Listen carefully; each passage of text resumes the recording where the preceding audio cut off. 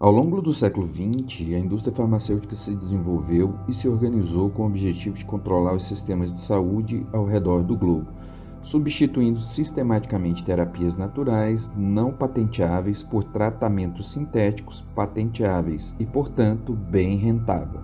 Esta indústria não evoluiu naturalmente, pelo contrário, foi uma decisão tomada por um grupo de empresários abastados e sem qualquer tipo de escrúpulos e que queriam fazer um investimento.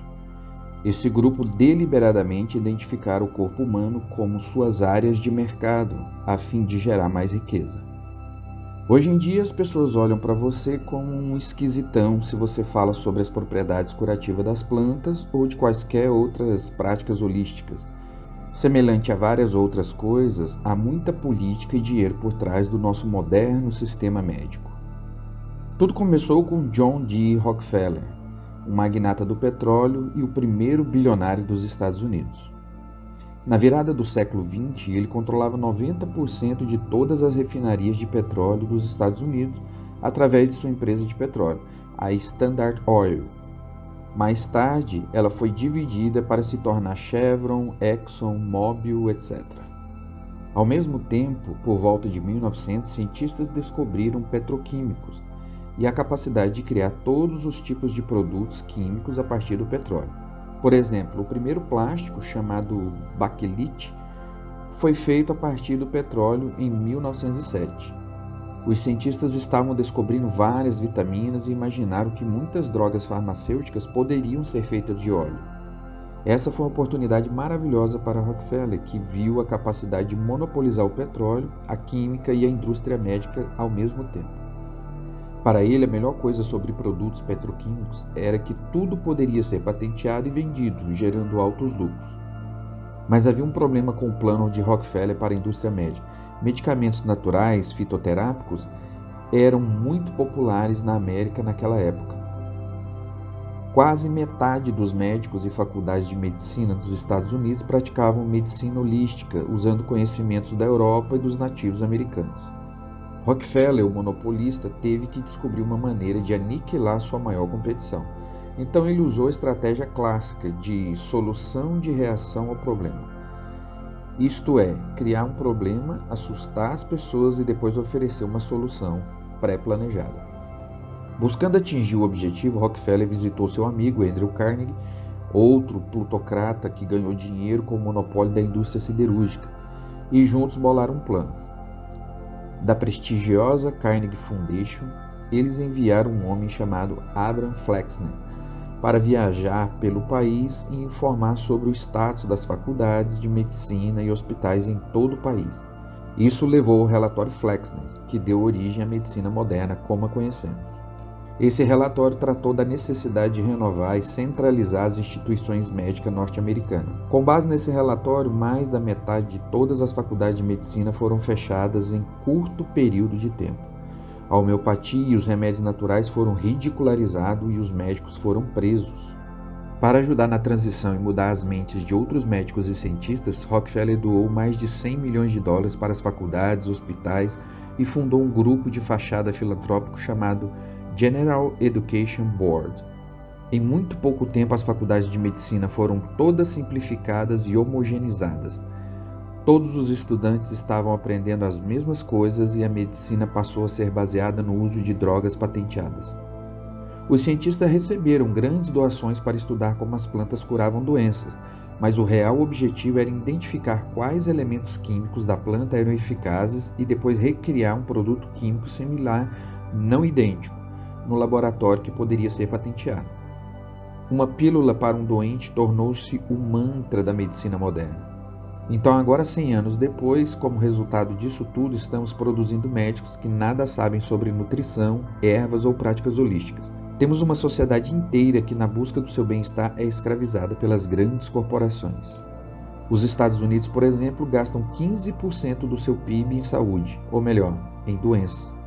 Digo isso pois o tratamento convencional não está focado na cura dos pacientes, mas normalmente no alívio dos sintomas, gerando assim clientes fiéis, o que é conhecido como tratamento com foco na doença. Por que haveria curas reais? Este é um sistema fundado por oligarcas e plutocratas, não por médicos. Quanto ao câncer, sabiam que a American Cancer Society foi fundada por ninguém menos que Rockefeller em 1913? O grupo Rockefeller já controlava mais de 90% da indústria petroquímica nos Estados Unidos na virada do século XIX para o século XX e estava à procura de novas oportunidades de investimento a nível internacional. Outro grupo de investimento ativo nesse setor foi formado em torno do grupo financeiro Rothschild.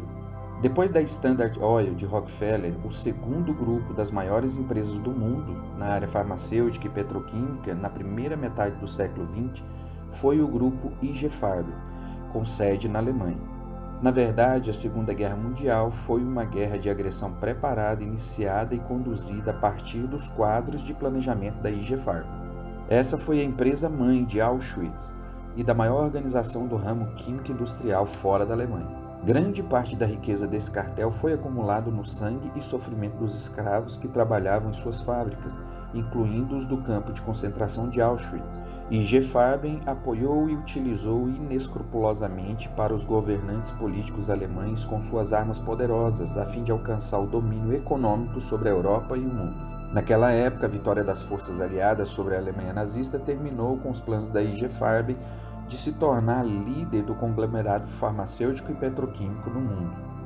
Ao mesmo tempo, a Standard Oil e outras empresas farmacêuticas e petroquímicas do consórcio Rockefeller se tornou o grupo financeiro dominante dessa indústria e desde então manteve essa posição de liderança. No Conselho de Crimes de Guerra de Nuremberg, em 1947, acusações foram feitas contra os diretores do cartel da IG Farben. The first half of this century has been a black era. Most of its years have been years of war, or of open menace, or of painful aftermath. And he who seeks today to witness oppression, violence, Alguns deles foram considerados culpados e condenados pela prática de crimes contra a humanidade. O Conselho de Crimes de Guerra de Nuremberg desmantelou o cartel IG Farben, que foi dissolvido nas empresas Hearst, BASF e Bayer. Atualmente, os Estados Unidos e a Grã-Bretanha são as duas principais nações do mundo na exportação de produtos farmacêuticos.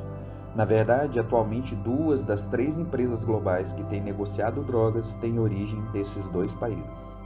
Doenças cardiovasculares, câncer e outras patologias que poderiam ter sido evitadas e eliminadas há muito tempo. A morte prematura de milhões de pessoas não é o resultado de consciência nem de negligência. É deliberadamente e sistematicamente organizada em nome da indústria farmacêutica e seus investidores, com o único propósito de expandir um mercado global de drogas de valor incalculável. A área de mercado da indústria farmacêutica é o corpo humano, e o retorno sobre esse investimento depende da continuação e expansão das doenças. Seus lucros dependem da patente de medicamentos, tornando esta a indústria mais rentável do planeta. No entanto, a prevenção ou erradicação de qualquer tipo de doença reduz drasticamente ou elimina por completo o mercado de drogas. Portanto, as empresas farmacêuticas têm sido sistematicamente um entrave na criação de obstáculos à prevenção e erradicação das doenças. Para cometer esses crimes, as corporações farmacêuticas usam um labirinto de executores e cúmplices do mundo da ciência, medicina, mídia e política. Os governos de nações inteiras são manipulados ou até mesmo pressionados por membros dos grupos e de ex-executivos da indústria farmacêutica. Durante décadas tem sido corrompida e violada a legislação de muitas nações para promover essa negociação com as doenças no valor da casa de trilhões de dólares, arriscando assim a saúde e a vida de centenas de milhares de pessoas inocentes. Uma condição para a ascensão da indústria farmacêutica como negócio de investimento brilhante foi a eliminação da concorrência de terapias naturais e seguras, porque eles não são patenteáveis e suas margens de lucro são baixas. Além disso, essas terapias naturais podem ajudar a prevenir ou até mesmo eliminar doenças por causa de seus papéis essenciais no metabolismo celular. Com o resultado da eliminação sistemática das terapias naturais e o desenvolvimento de sistemas de saúde pública na maioria dos países do mundo, a indústria farmacêutica tem trazido milhões de pessoas de quase todas as nações do mundo a dependerem de seu sujo negócio de investimento. A indústria farmacêutica oferece saúde para milhões de pacientes, mas não entrega as mercadorias. Em vez disso, ela distribui produtos que simplesmente aliviam os sintomas, mantendo a doença subjacente, como condição prévia para o futuro do seu negócio. Para cobrir a fraude, as empresas farmacêuticas gastam 2 vezes mais dinheiro para escondê-las nas pesquisas de futuras terapias.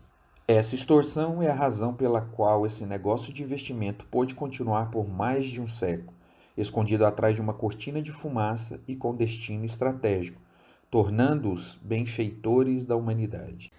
Então é isso, né? Os Rockefeller são responsáveis pela medicina como nós conhecemos hoje, baseada em drogas. Os Rockefeller sempre estão influenciando algo em algum setor da economia, né? Essas dinastias estão sempre influenciando em algum setor. Os Rockefeller, assim como os Rothschild, os JP Morgan, por aí vai, né? Esse pessoal tem um controle absurdo que a gente nem faz ideia, né? Setor de alimentos, setor petrolífero e por aí vai. Mas se puder, né, utilizar medicina baseada em tratamento natural, faça isso, que aí está mais focado em extirpar a doença, né, do que aliviar os sintomas e você continuar doente. É isso, até mais, um abraço.